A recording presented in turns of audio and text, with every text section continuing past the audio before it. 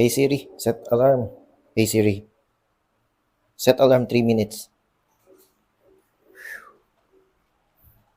Ayaw. Ayaw mo, di ba? Okay, first time na hindi nakisama to. Okay, hindi ata nakakonect sa internet. Anyway, oh yun, okay.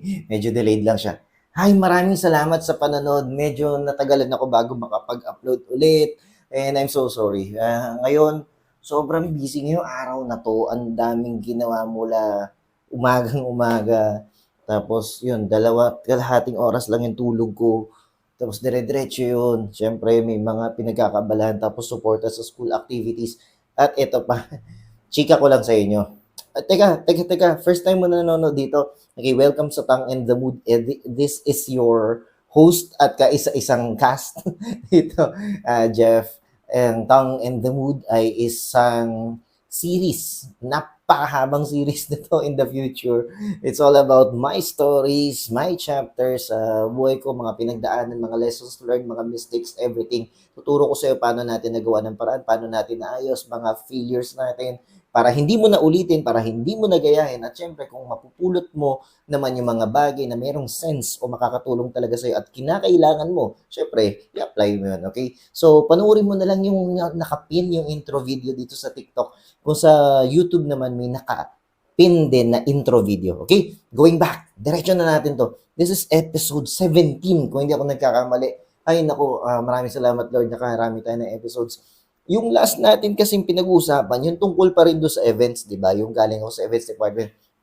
Guys, tingnan nyo to, ang galing talaga ng universe. Kung if naniniwala ka naman na everything happens for a reason. Biruin mo, ang dami kong hanas na mga dun sa, di ba, sa trabaho ko nga na yun. Pero, syempre, hindi ko pa nakikwento man yung lahat. Pero, what are the chances na once in a lifetime in my life, nagtrabaho ako sa events and marketing department ng isang telecommunications company kung saan pinadala ko kung saan halos lahat. Ang dami ko events na na handle mula Batanes hanggang Tawi-Tawi, kung hindi ako nagkakamali. Tawi-Tawi ba sila? Tawi-Tawi ata, kung hindi ako nagkakamali. Okay? So, ang daming events na na-handle po natin. At ang nakakatuwa, fast forward, anong year yun? That was 2007. Ngayon, 2023. Just this morning, kanina lang, okay?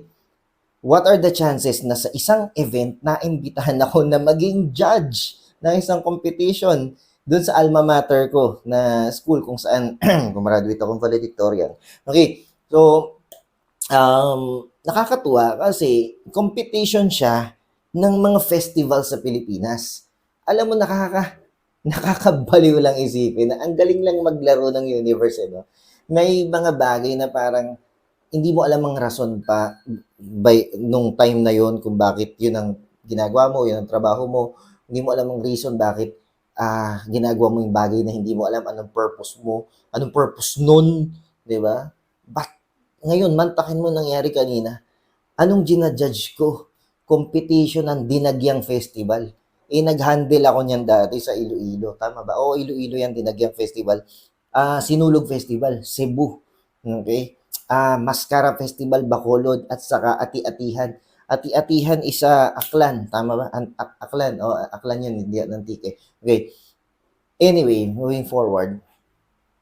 Kumbaga, habang nandun ako nakaupo at nagja-judge, sabi ko, grabe, no? Parang, buti na lang na-experience ko yung mga ganong events. Kundi, hindi ko alam anong titingnan ko dito sa mga pinapanood ko. Paano ko i-judge, di ba? Yung isang bagay na hindi ko alam. Okay? Marami pa akong kikwento sa inyo soon. Ang gusto ko lang i-share sa inyo, this very, very quick sharing, is that minsan may mga bagay na ginagawa ka ngayon, pinagdadaanan ko ngayon, or tinatrabaho mo ngayon na hindi mo alam ang rason. Bakit ka naandyan?